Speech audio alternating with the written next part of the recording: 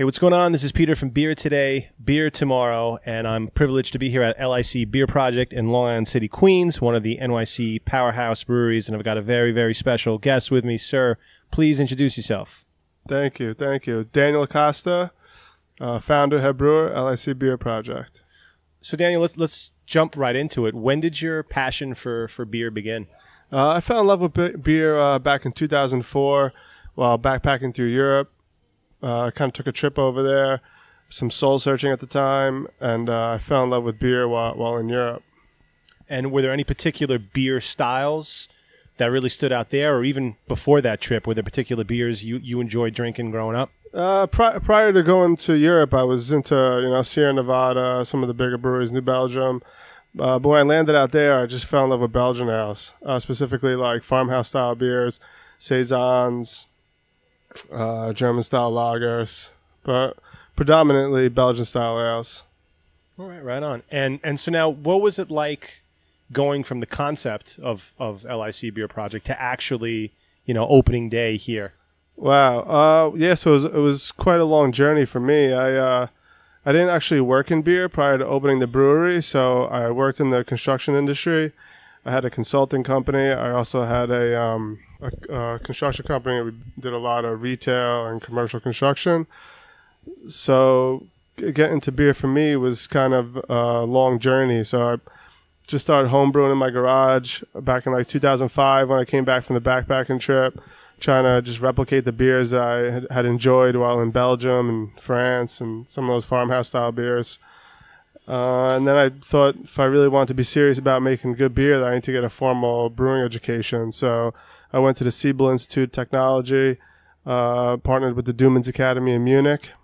So I went back to Munich, spent some time there, studied brewing science, and came back to the States, continued my work as a construction consultant.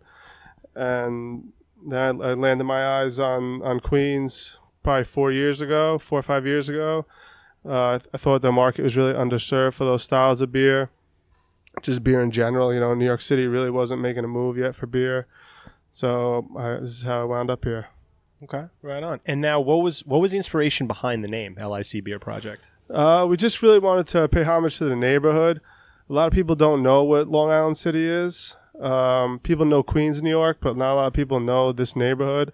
This neighborhood has a rich manufacturing history. We're right next to Manhattan here, so I just wanted to really pay homage to the neighborhood. So LIC stands for Long Island City. That's the neighborhood that we're in Queens, and I thought it was a good fit. Yeah, and it's a great neighborhood. It's definitely, because I grew up in Queens, and I remember Long Island City's definitely changed a lot since then. Right. Definitely a different neighborhood, but it's great to see. You got some of the best breweries in New York are all now here in Long Island City, which is a great thing. Just kind of, I know that hindsight is 20/20, but looking back when you started the journey from now, was there anything that you could see that you may have done differently? As far as the conceptually, or as the brewery is concerned? As the brewery is concerned. Space. Space is a major limiting factor for breweries, specifically in New York City. We probably would have spent a little more emphasis on our tap room. We do a really good on-premise business here, so probably would have built a facility like 3 times the size of what this is. That would have been awesome. Just space constraints. Mainly for our barrel and sour program, it's really limiting because of our space. So what's the most exciting aspect of what you do? I would say our Cool Ship program. We're 3 seasons into that now. We've only released one beer called Dulcinea, which is a spontaneously fermented ale. And it was kind of more of an experiment when we released that beer, just to see how it would behave in the bottle, see how some of that spontaneous fermentation would behave when we packaged it. So now that we're into the 3rd season, we're starting to see those beers really develop in the wood and the oak. So that was really the passion of starting this brewery. It was really what inspired me the most when traveling to Belgium, was when I found those Lambic style beers and spontaneously fermented beers. So I would say that's the most exciting part of our brewery. That's kind of not spoken about as much. because we brew a lot of other styles.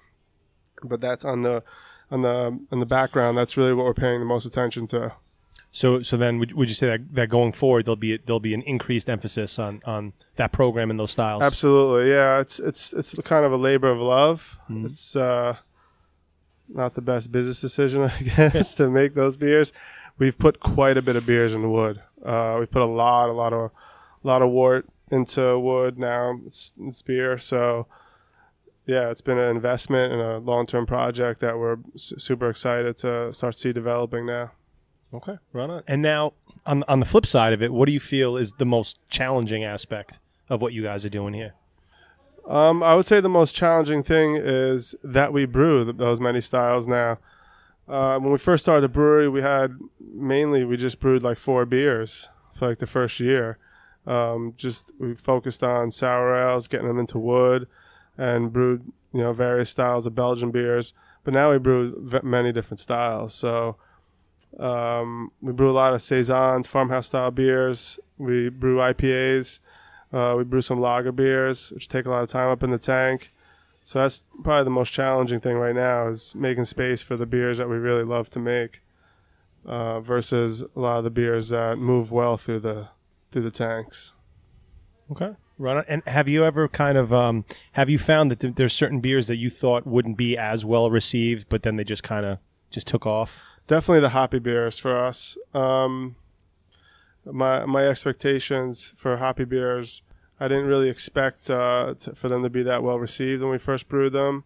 It was kind of just out of experimentation more than anything. Our first hoppy beer was Modern Aberration. It was a Brett fermented hop forward beer, and the hoppy beers just took off. That wasn't really something I had in the business plan. It wasn't really something I anticipated. So we've been very fortunate for that. Right. It's pleasant surprise, right? Yeah, for sure. And so now, what would you kind of say, if you could put it into words, what would you say the philosophy is here at LIC Beer Project? Just on a continuous journey of beer. We're on a quest to find beer we have yet to discover. So with every new beer we design, with every new beer we brew, with every new beer we put in wood, we're always after beer that we have yet to experience, something new, something innovative, something that you've never experienced before. And that's like a never-ending quest to find the perfection of beer. So I would say that's kind of like our mantra, seek for the perfect in every beer. Okay. Yeah. Right on. And I know you guys have a lot of great events here at the Coronation Day. Mikey was here from Beer Today, Beer Tomorrow. He came through to that, and that was just it's crazy. So many great beers. I think that day you guys did a quadruple beer release, if I'm not mistaken. And man, Pile of Crowns. That's a phenomenal beer. Yeah, we had a lot of fun brewing that beer. Kind of one of the first beers we ever put in cans. The first beer we ever put in cans. It's kind of why we give so much attention to that beer, just because of it was kind of the first beer that we released to people and that we canned, and it was a cool experience, And the story behind it is kind of my inspirations for art. I'm a big art collector. I've been collecting art for about 15 years now, so it was kind of my homage to my other passion outside of beer. Right. Yeah, and the artwork on the can itself it's awesome. Right. It's definitely very memorable. Almost like you could say it's iconic artwork, because you see it, and if you're into beer, you know what that is right away. You know what that Pile of Crowns. And then the tie-in with the Coronation Day was just great. And right. You guys had the whole chair and the crown and all that. That was a nice touch. It's a symbolic day for the brewery and for that beer. So we kind of try to give it a special party. Plus, we like having parties, so yeah, it's a good excuse to have a party. Always a good excuse, right? So I guess you kind of touched on it a little bit, but how would you kind of describe the vibe here in the tap room, as far as how you guys are received? The people who come in here, what they're looking for. How would you kind of describe that? I would say people come here. I would say majority of the people that come to the brewery know what they're looking for when they come here. We have a really educated beer consumer that comes here. They know beer. They know the kind of beers they like. They know what they're looking for, and they know our beers. They know our brand. which I think is the most humbling part of it. Is that people come here and they know what to experience when they get here. They know what kind of beer they're looking for, and I think it's just a really welcoming kind of vibe. My family pretty much runs the brewery, so it's my sisters are behind the bar, so they can really speak to our language and how passionate we are for what we're doing here. And I think everybody involved here is pretty passionate about our project and what we're after. So I think it speaks in the overall environment vibe of a space, and it's a welcoming space. It is. It really is. It's a very nice space, and I know obviously everyone gets into a business that they wanna see profits, obviously. But I feel like in craft beer, it's obviously that too. But it's really that passion, and it's just that the vision and the passion coming together, which really kind of stands out for me when I go to a lot of these breweries, because you feel it. When the owners are engaged and they really love the beer, it comes across right away. And right. Here obviously that comes across very clearly that you guys are passionate about what you're doing here, and it's awesome. It's great for the beer consumers, and it's probably why, as you mentioned, the types of beer consumers that come through here, that's why you guys attract them. Yeah, and I think another exciting part of it is people that maybe are traveling and decide to come and visit a brewery. Their expectations of this neighborhood when they pass by, there's a tire changing place across the street. It's kind of a rugged kind of vibe in this neighborhood. When people walk through the door, it's kind of a transcending experience. It's not really something that they're ready to expect when they come off the street, which is quite intentional. When I was in Europe, I experienced that quite a bit in some of the bars. You'd walk off these cobblestone streets and into old school World War II bunker bars, and I thought that was pretty cool. So I think even for people that aren't beer enthusiasts that are just coming through visiting, it's a good way to engage those people in craft beer and to educate them about what we're doing and kind of bring them along on our journey. Oh, absolutely. I think, like you were touching on, I think there's a certain allure to it, right? You're in the neighborhood. You wouldn't expect to find a place like this or places like this here, and you can kind of, just like you said, there's a tire changing place. There's graffiti murals, and then you walk in and you have a place like this here, and I think that kind of, in a way, it adds to the vibe, of the whole place, which is nice.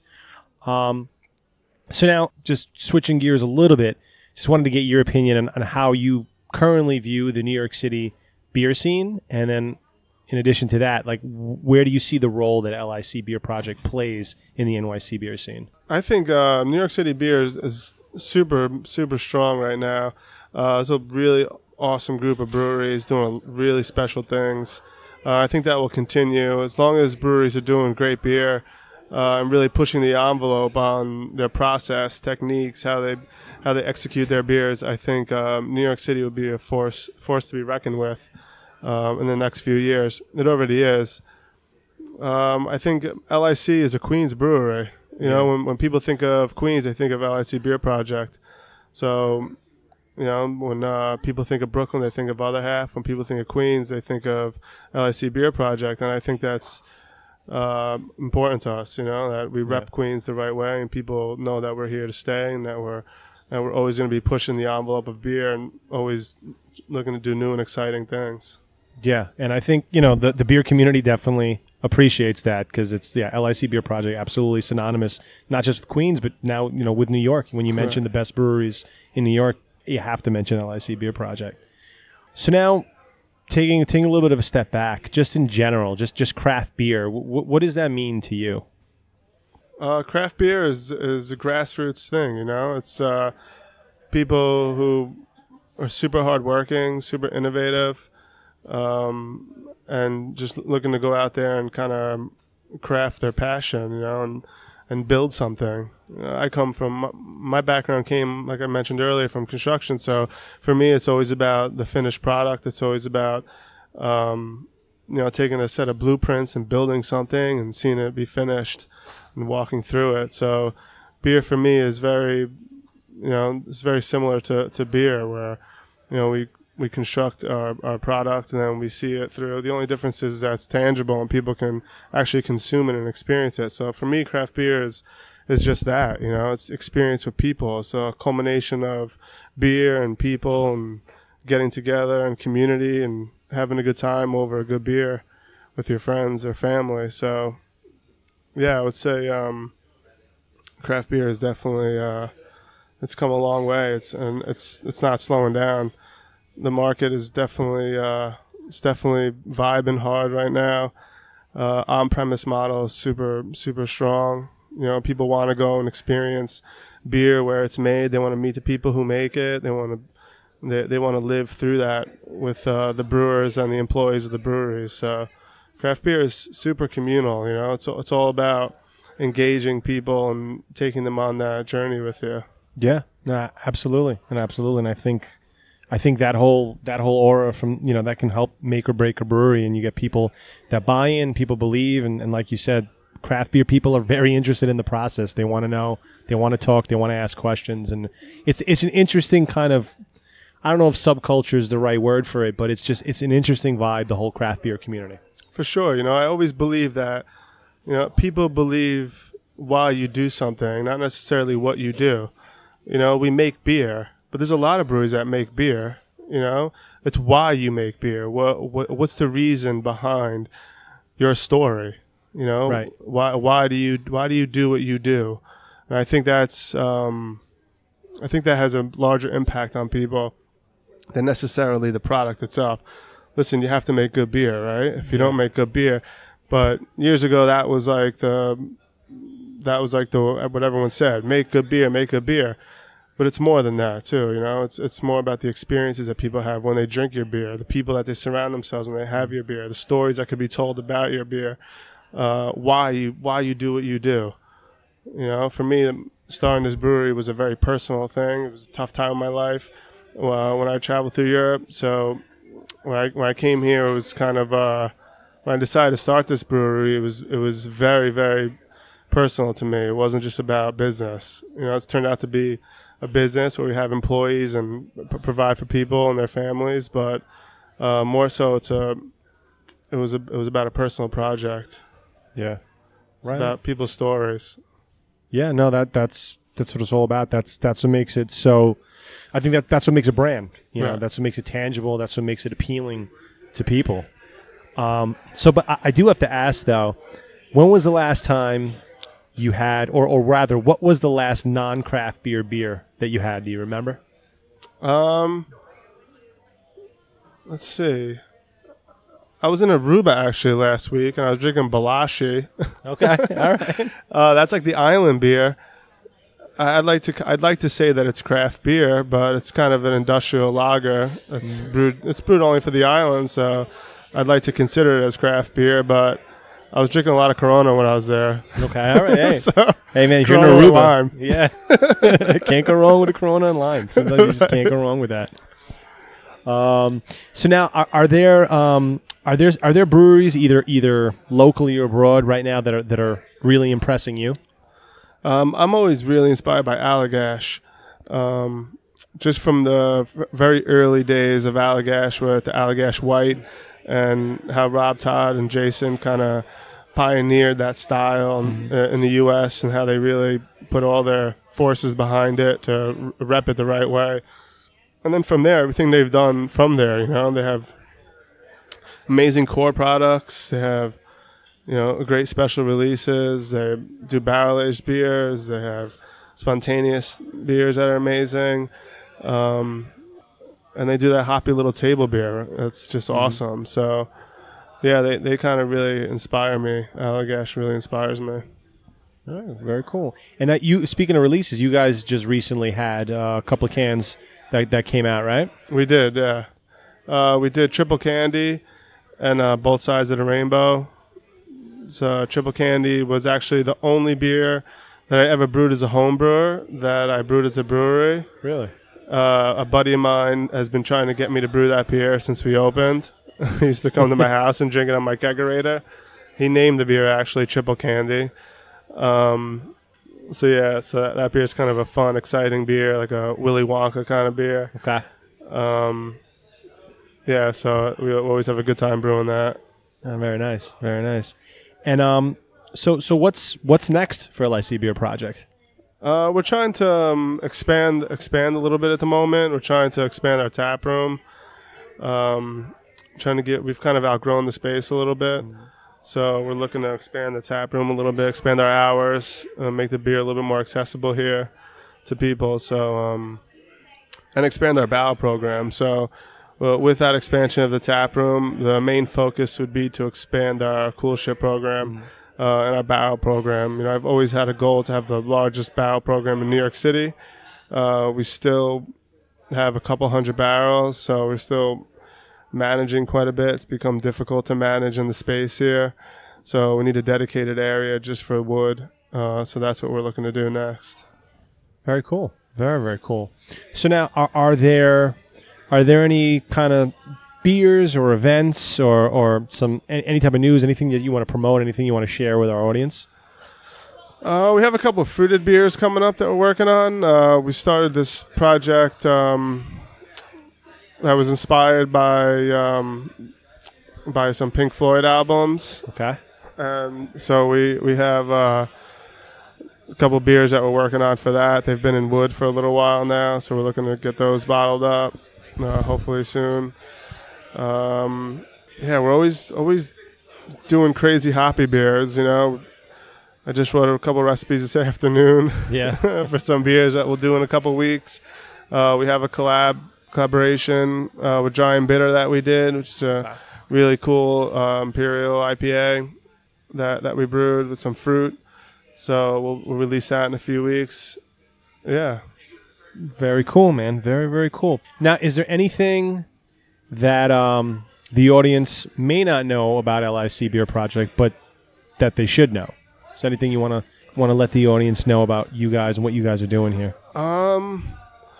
Yeah, I think the people here, the people behind the brewery are really what make this place happen. I think, I make the beers, I founded the brewery, but this brewery wouldn't really be what it is without our employees and the people who actually make the beer. I don't think they get enough credit for, out in the public for what they do to make it all happen. We have a really tight-knit group of men and women here that make things happen for the brewery. So, yeah, we have Thomas DeRoche. He's our GM. He pretty much is like my second set of eyes at the brewery. He helps run everything. He does all our operations, everything from getting raw materials to helping organize our brewing schedule. We have Sam Gillum, who's moving on up as our brewer. He's a super talented young guy, really, really hard working. He's taking a lead role now in the brew house, helping execute all the beers. Yeah, so we have Michelle Pagano. She's doing all our social media and marketing. Shout out to Michelle. Shout out to Michelle. So she's really helping our brand get recognized in Queens, really repping it hard in LIC with locals and a lot of all the new construction that's going on, really having people know we're here so they can experience our brand. My sister Caitlin Acosta, who works behind the bar, she kind of is the heartbeat of the brewery here for our retail, because this is really where people get to experience who we are, is when they come here to the brewery. So yeah, just getting to know the people behind LIC Beer Project, I think is what's super important. Absolutely. I couldn't agree more. I think the people make the product, and the product makes the brand, and I think it's a great vibe here. I've always loved LIC Beer Project. I've been here many times. I think there's a lot of great Queens breweries. I mean, there's a lot of great breweries everywhere, but it's great to see when great beer is being made in your own backyard. So that always makes me happy, selfishly, as a Queens Queens kid growing up. Yeah, awesome, man. I mean, thanks so much for hopping on the show. Is there anything else that you wanna leave our audience with? Anything else you want to chat about? That's it, man. Just support your local breweries. Get out and visit them, meet the people behind the beer, and cheers. Drink up. There you go. Cheers. Drink local, Cheers. Drink fresh, repeat. Cheers.